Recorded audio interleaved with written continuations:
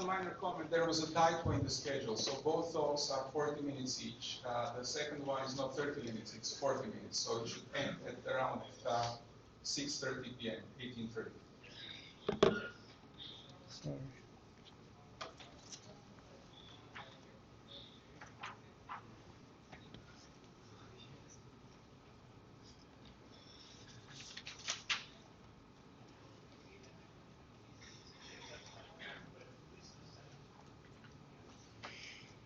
All right. Is there a microphone?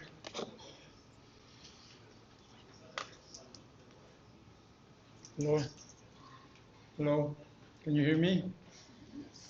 All right. Good afternoon.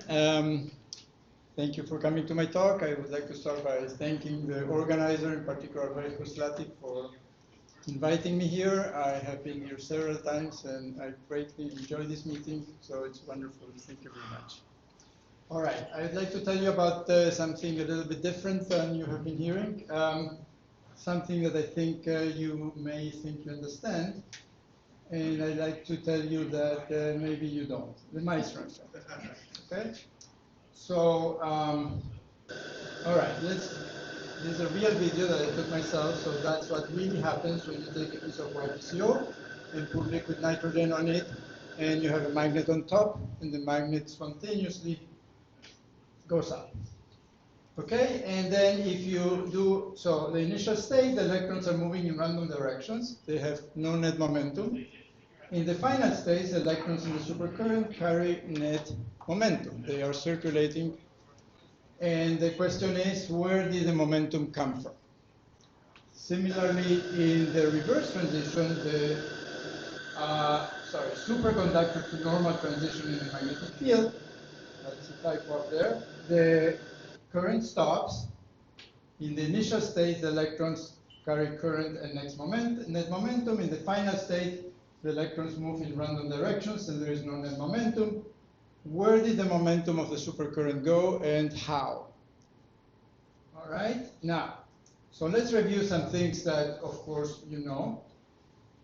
Difference between a perfect conductor and a superconductor. So we cool the systems at finite resistance at high temperatures. We cool them, we go to a state with zero resistance, and then we apply a field, and that's a final state, both for a perfect conductor and for a superconductor. So why is that the final state? Because of Faraday's law.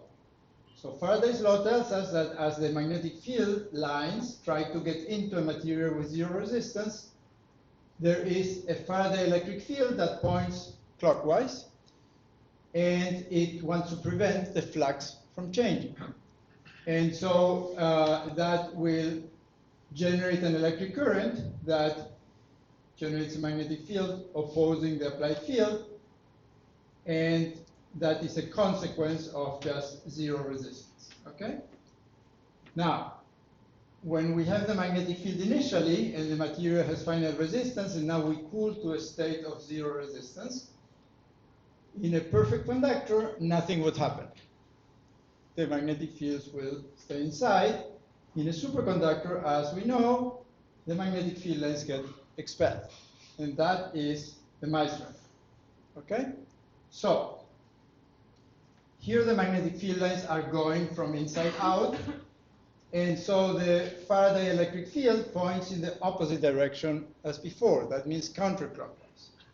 So remember, this was the situation first. Magnetic field lines are going in, Faraday field this way.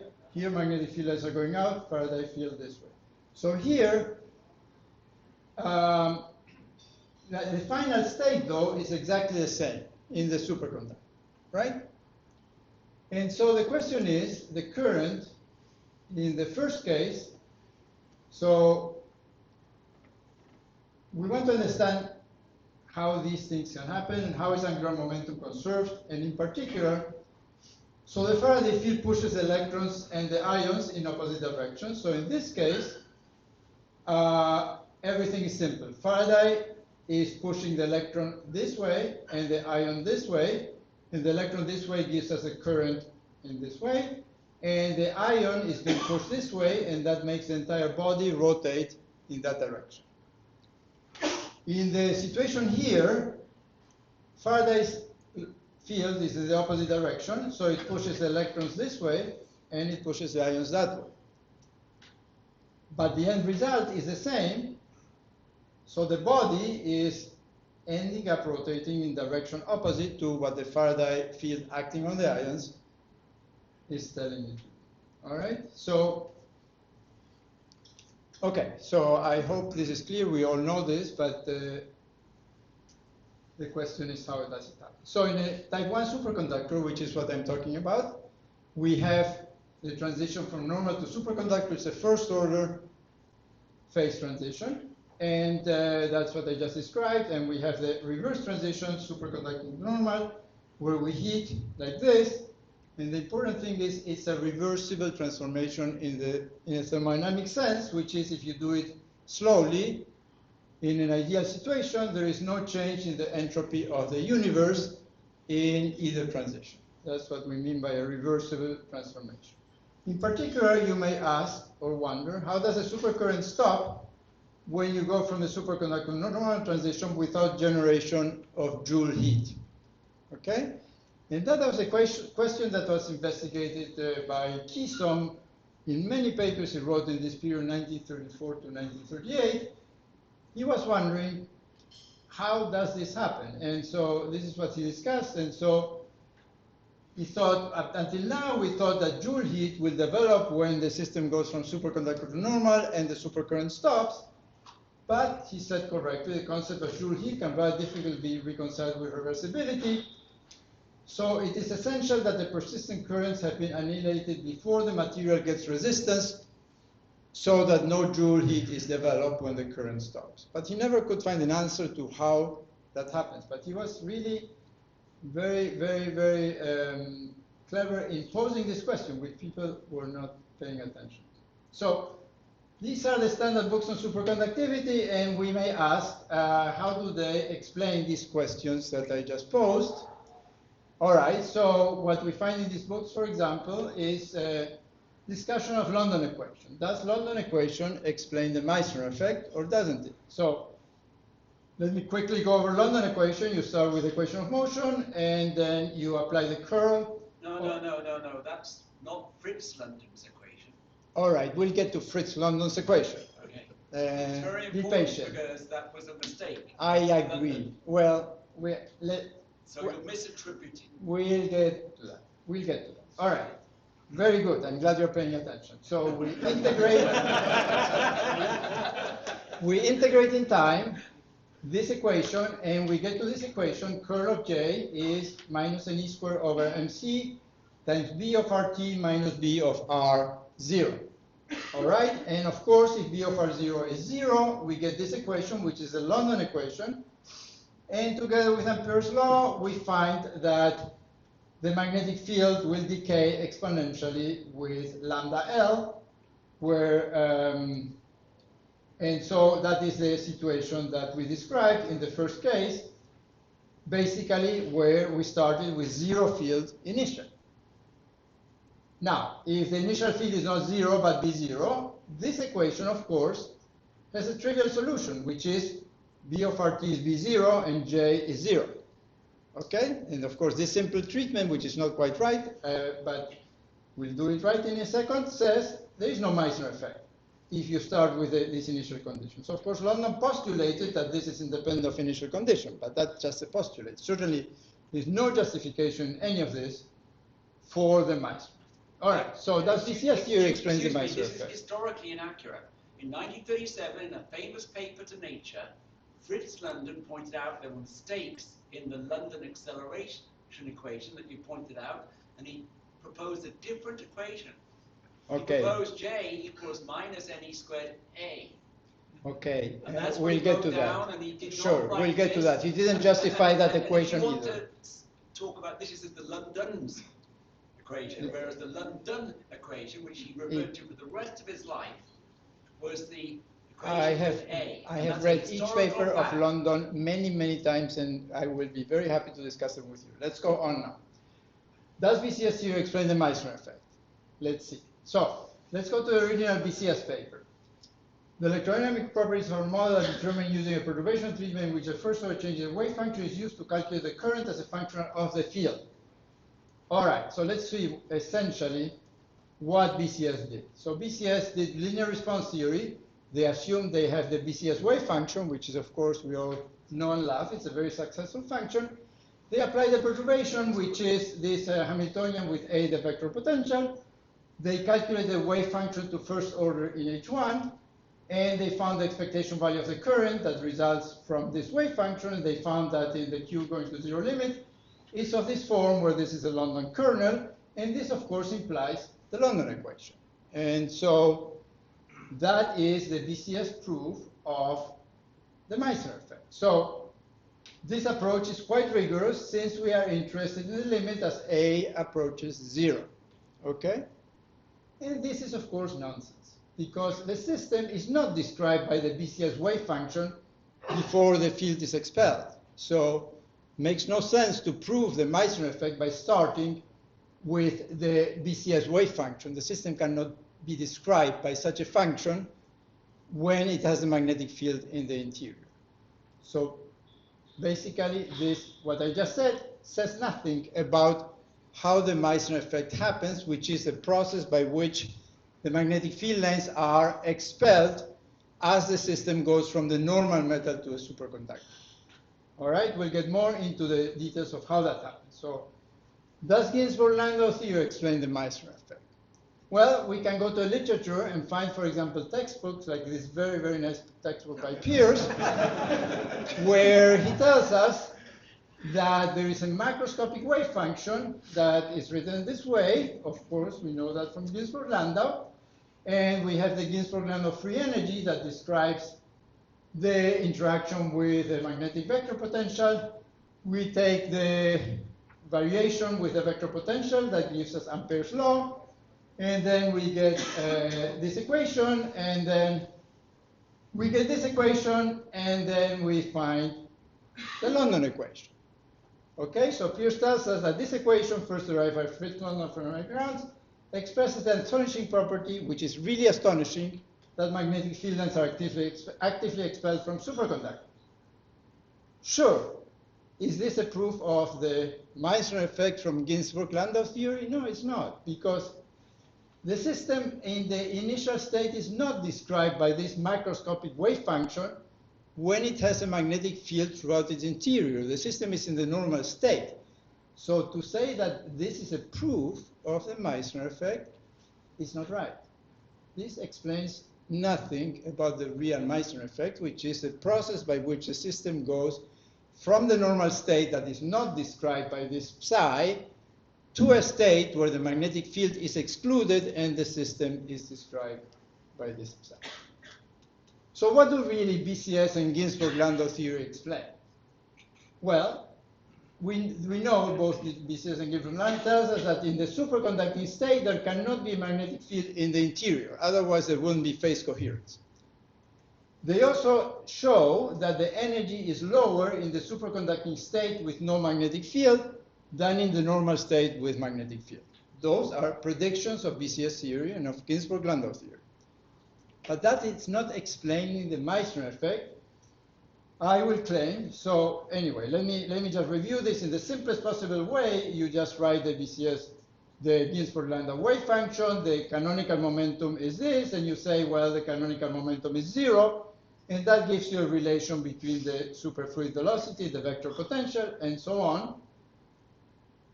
But neither of these theories tells us nothing about how the electrons acquire the mechanical momentum to go from the initial state where P is not 0 to the final state where P is 0. They don't tell us anything about how the supercurrent stops without dissipation of Joule heat, about how momentum is transferred between electron and the body. Reversibly, they tell us nothing about it. So let me go to this point. So everybody tells me, well, the energy is lower, so the system will find a way to go to the lowest energy state, and we don't really have to go into the details. Somebody someday will explain. Now let me ask you a question, which I really would like to know what you think about. I claim that lower energy does not explain the Meissner effect. Let me give you an example. Suppose you have a superconductor with a small cavity in the interior like this, and we have a magnetic field going throughout it, and it's in the normal state. Suppose we cool this into the superconducting state. There's two possibilities. One is the magnetic field will be totally excluded, and the other one is the magnetic field will get stuck in this cavity, and so the magnetic field lines, in order to get out, have to pierce through the superconducting region, so they have to make that normal, and end up in this state. So which is the state that the system will adopt? The one thing you can say for sure is that the state on the left has lower energy than the state on the right. Would you agree with that? Because on the state on the right, you are paying energy in making that part of the system normal so that the lines can escape. It's a question of surface tension, and you have to decide whether you're type 2 or type 1. No, I'm talking about type 1 material. So I'm asking, in a type 1 material like lead or aluminum, whatever you want, if you have a little cavity in the interior, what will be the final state when I cool the system in a magnetic field? I would like to know what you guys think. Everybody agrees it's A, everybody agrees it's B, is it mixed? Can you just clarify the size of the cavity? I'm sorry? A very small, very small, very small. Very small cavity. I'm sorry? Let's say micron or even less. Very small cavity. Can the system do this? Can it expel the magnetic field? You think yes? Okay, I'm willing to bet with yes. The gray region is a superconductor. Yeah, everything is superconductor except for this little cavity. And what is the little cavity? A vacuum, just an empty space? Empty space. Air or something. Empty space, air, vacuum, whatever you want. So which one is going to be the final state? Yeah, the left. The left, okay, that's the consensus, great. I'm willing to bet anything with anybody that is not. And I can show it theoretically, but I cannot do it now because I didn't write it down. I can show you the proof. No, we want an experiment. We have have to do the experiment. Oh, well, yeah. Only they can do it. Okay, all right, good. No, I'm glad to hear. So this is impossible. This is, okay, I should have explained that because I didn't know the answer from you guys. This is impossible, and I can prove But it to you. the experiment could be done, actually. Of course it can be done. Yeah. Yeah, absolutely. Right. And I've tried to convince people in San Diego to do it, but You could put a little... it's very simple to do. inside Very it. simple to do. Yeah. Well, I'm saying that this is impossible because when you think about how the magnetic field line gets excluded in the Meissner effect, I find that there's no way to push the lines out of this region. Okay, but we'll get to that and I'll explain why. But I really should have asked you before, so then I would have prepared more explanation of this. Let me go. So Wait, Jorge, are you suggesting that it's B there? I'm suggesting that it's necessarily B. Are you saying that if we do the experiment and it turns out to be A, you will Yes. admit that everything is good? Yes. Okay. Good. Excellent. Right. All right. Now let me go on. Let me discuss possible routes to a Meissner effect. One possible route, the simplest one, is you start developing a current that increases slowly. The magnetic field gets smaller and smaller in the interior, and you end up in this state. Okay? Now, I hope you will all agree that this is impossible from energetics alone. The reason this is impossible qualitatively is the following. This current has to fight the Faraday field that is trying to oppose it. In order for that, you need energy. But the condensation energy is not available while there is any magnetic field in the interior. And so it's impossible to get a Meissner current this way. The way to get the Meissner current, because of this Faraday field, I said, the way to get this is through, and now you will tell me, yeah, of course that's true, through nucleation and expansion of superconducting regions. So you nucleate superconducting regions that grow, and they have current around them, and then they merge, and in the end you end up with this. But it's a local process. And as you generate a small superconducting region, you have the condensation energy available to give you the energy necessary to expel the magnetic field. So energetically this works, and this down here is like a simplest realization of that. So we want to understand how a single domain grows from the center and excludes the magnetic field. So the superconducting region expands and in the process expels the magnetic field. If you think a little about it, I think on this you're going to agree with me that that's a way to understand. Now, sorry, yes. can I just ask? I was trying to think of where the dynamic, because your slide says kinetics. Yeah. Right?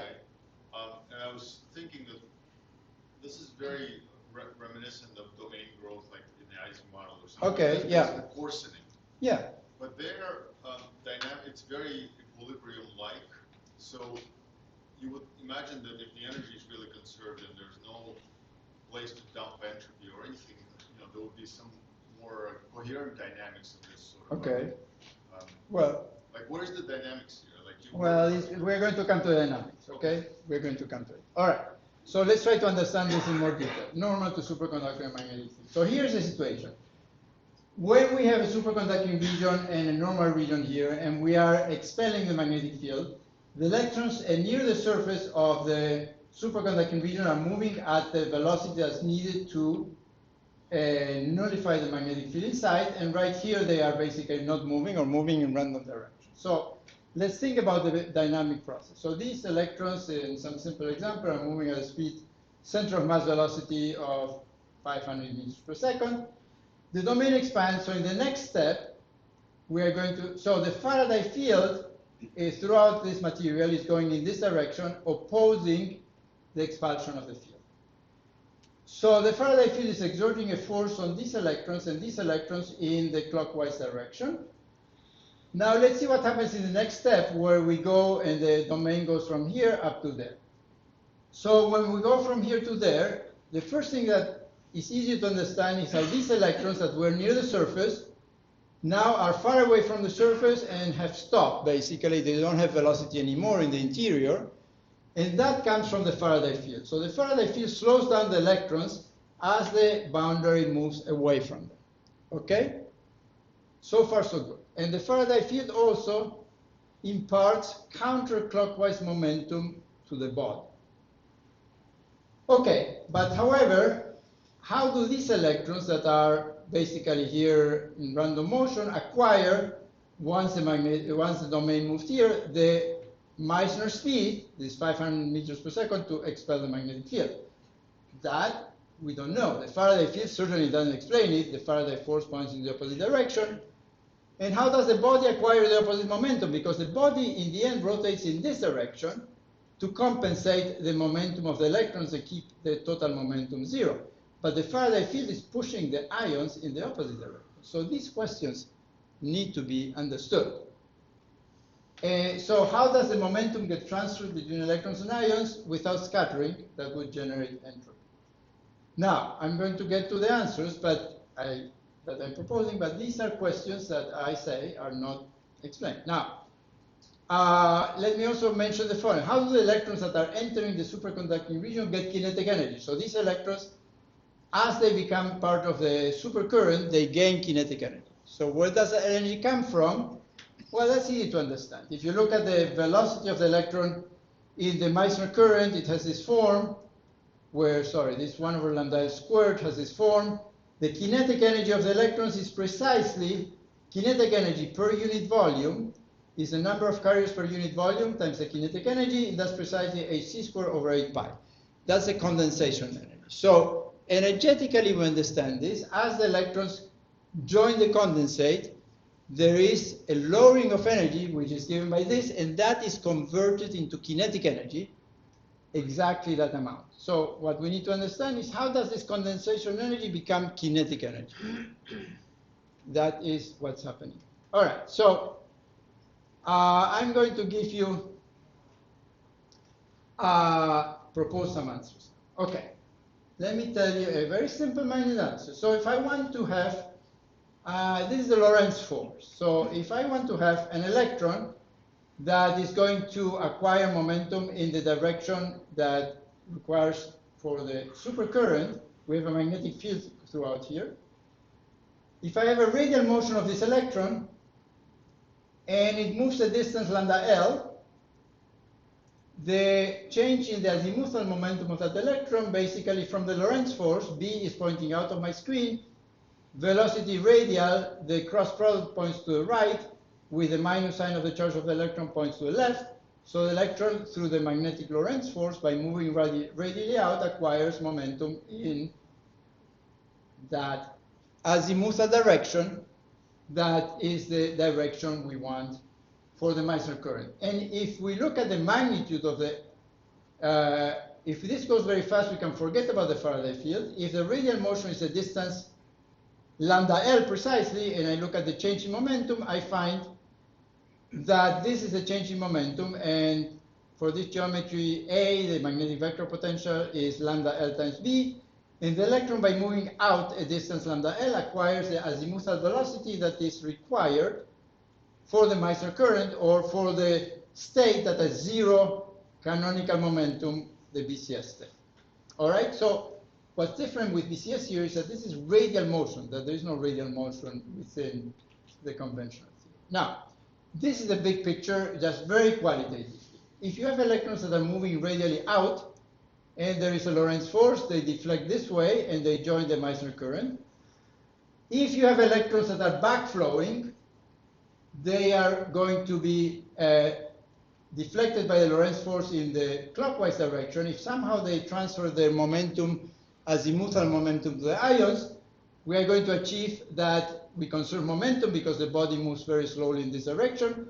The electrons acquire the momentum of the Meissner current, and we have explained the momentum issue. So let me tell you, so in essence, okay, let me go to maybe, I don't know if Hirsch was talking about this, but let me go to the right derivation of the London equation starting from the equation for a perfectly conducting fluid. I omitted some terms. If you write dV/dt, there is the electric field, there is a magnetic Lorentz force, and there could be some pressure term, which is not going to play a role. I'm going to take, the point that I neglected before is that the total derivative of the velocity is the partial, so this is the convective derivative, so there is dV/dt and this term. And this, in fact, was understood by London very well. So when you use this correct equation to derive an equation, this is what you find. If we now take the curl, the starting equation is not the correct equation. This starting equation is the correct equation for... It's not. Why not? Because, as Maxwell taught us, the fundamental fields are not E and H, but A and phi. We'll discuss that later. This is the correct equation for... And these are the equations that Fritz London wrote down. Okay, this is in London's book. So Fritz London wrote this book in 1950, and so he worked out these equations, and I worked them out too, and Fritz and I agree on this. I'm sorry, these are in Fritz's book. 1937, Nature. All right, I would like to make a point about these equations, which are the equations for a perfectly conducting fluid, done correctly, taking into account the correct convective derivatives. You take the curl on both sides, and you define this generalized vorticity, which is the curl of V plus E over MEC times H, and you derive this equation that is in London's book. Partial derivative, this is now partial derivative W with respect to T, is the curl of the W cross V, okay? So, W equal to 0 is the Meissner state, because W equal to 0 means curl of V is minus E over MC to A. That's London's equation. So the system has to get to the state where W is 0. But initially, W is not 0, because W defined this way, V0, W is the magnetic field times this coefficient, is W0 uniform in the interior. W has to evolve from W0 to 0 in the Meissner transition. Well, let's write this equation in cylindrical coordinates, and this is what you get. Very simple math. The W points in the Z direction, the curl of V and H point in the Z direction. Partial derivative of W with respect to T is minus 1 over R, ddr of R, W, V sub R. Okay, this equation tells you that if there is no V sub R, if there is no radial velocity, there is no change in W. If W doesn't change, you never attain the Meissner state, because you have to go from W being non-zero to W being 0. So this simple math tells you you need radial motion of charge in order to get to the Meissner state. Okay, that's just simple math. So this is like a continuity equation for a generalized vorticity. It says that vorticity has to flow out radially, and it needs a radial velocity to do that. All right. So in essence, I'm proposing that the way azimuthal momentum is generated and transferred in the Meissner effect without dissipation is the following. You have negative charge moving out. The Lorentz force pushes the charge in this direction, as we discussed. How is momentum conserved? Momentum is conserved because the electromagnetic field momentum is E cross H. Okay, so if you move negative charge out, you generate an electric field radially out, and E cross H points to the right. So we have conserved momentum by compensating the mechanical momentum of the charge with electromagnetic momentum. Okay? And now, so as charge moves out, we can think that momentum is conserved that way with electromagnetic momentum. And now we have a process where charge moves in, and that electromagnetic momentum is picked up by this charge. Somehow, as we're going to discuss, it transfers it to the body, and the body rotates. And so we have achieved conservation of momentum through mediation of the electromagnetic field without any scattering processes. Okay? So radial flow and backflow of electric charge is essential. The electromagnetic field mediates the transfer of momentum.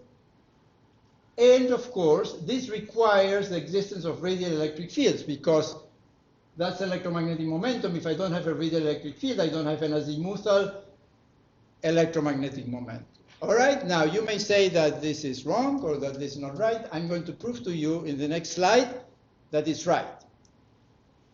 Okay, how am I going to prove it? Well, yesterday I put in ChatGPT, not in mine, in public ChatGPT, does the electromagnetic field mediate the transfer of momentum between electrons and the body as a whole in the Meissner effect? And as I just told you, if it does, it means radial motion is involved because you need a radial electric field. Well, this ChatGPT says, yes, indeed it does, but the specific mechanism is subject of ongoing debate. The process required for momentum conservation must occur without the dissipation of energy that violates the reversibility of the thermodynamic process. The momentum transfer process is a key puzzle that is not fully explained by the conventional BCS unknown theory. The supercurrent has mechanical momentum. The body has to acquire opposite momentum. Traditional explanations are problematic for several reasons. Irreversible scattering will give you heat that violates the thermodynamic reversibility. Further electric field points in the wrong direction. And if electrons transfer momentum to the field, well, it's a little embarrassing. This is what I just told you. The point is that this is a public AI. They read papers, and physicists only read papers in Nature and Science. And my papers are not published in Nature and Science, but ChatGPT knows that. It reads all the papers. I'm sorry? It reads all the papers. It reads all the papers, no matter where they are So published. you've already written this. No. Yeah. But what I'm saying is, AI knows this, and physicists don't. But it also hallucinates. I'm sorry. Yeah, it does. 100%. All right. Let me go back to the final point that I didn't address.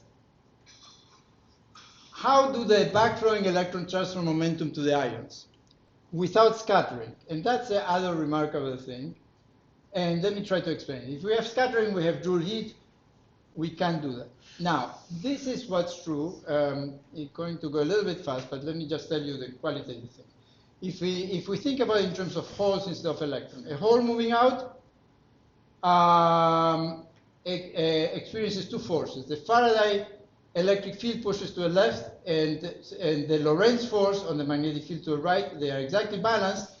The hole moves radially out, and it transfers azimuthal momentum to the ions without collisions. You're going to say that's not true, and I'm going to show to you that's true.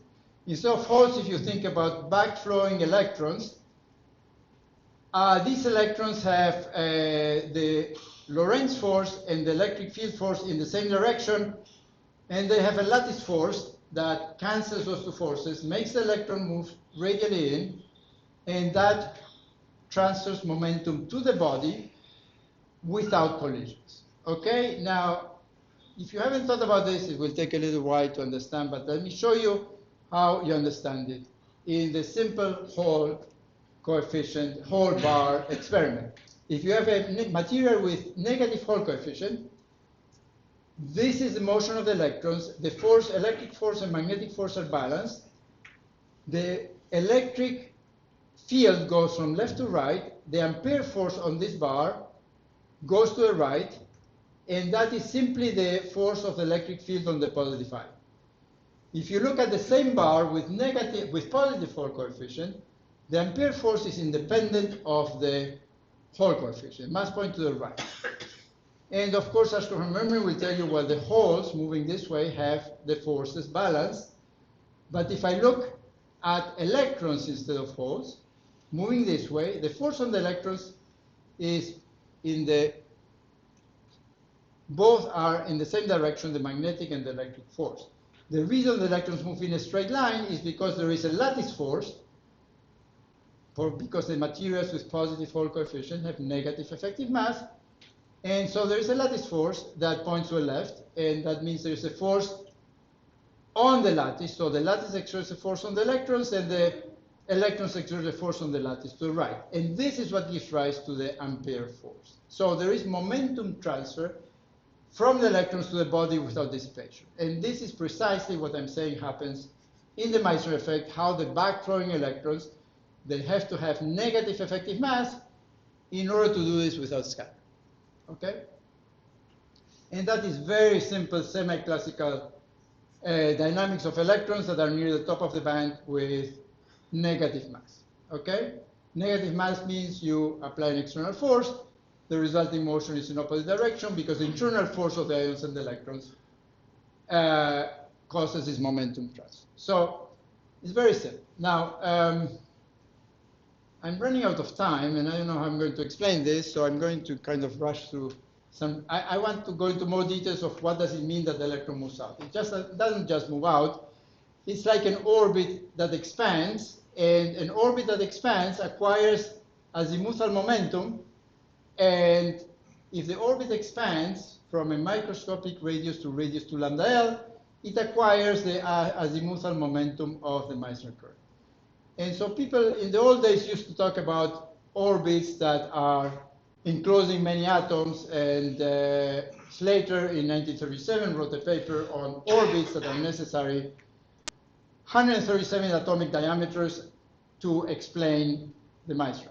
And anyway, I don't have time to go over this, but basically the picture is the following. The electrons, as they become superconducting, expand their orbits.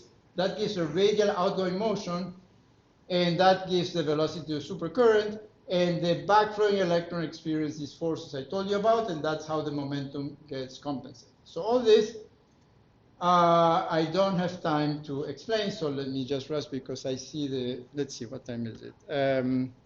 Yeah, I'm getting close. 2 minutes Yeah, I know. for questions. All right, so spin-orbit interaction plays a big role that I don't have time to explain to you. The end result of all this is that the ground state of superconductors, we have to think about electrons in these expanded orbits that are moving in these opposite directions due to the interaction of the spin with the electric field background. And anyway, there's a lot of equations. All this is part of what I call the theory of Hall superconductivity that we developed over many years. Let me go to a conclusion implication. So I asked these questions, and I said that neither BCS theory nor any other model that is being used has the necessary physics to explain the Meissner effect, that for this process to occur requires radial outflow and requires charge carriers with negative effective mass, requires electron-hole asymmetry. The driving energy is kinetic energy lowering, not potential energy. Spin-orbit interaction plays a crucial role. And BCS Ginsburg-Landau theory have none of this.